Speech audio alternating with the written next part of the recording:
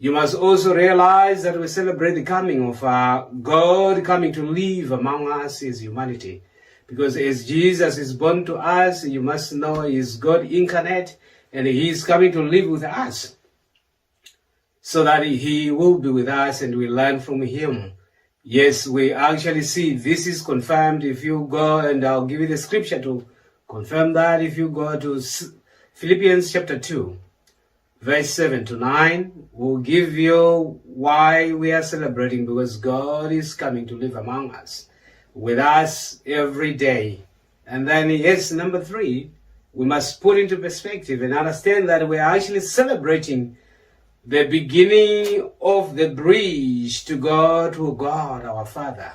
Because by His birth, it actually marks the beginning of that construction of the bridge. Because remember, Jesus said, I am the way, I am the life, I'm the life.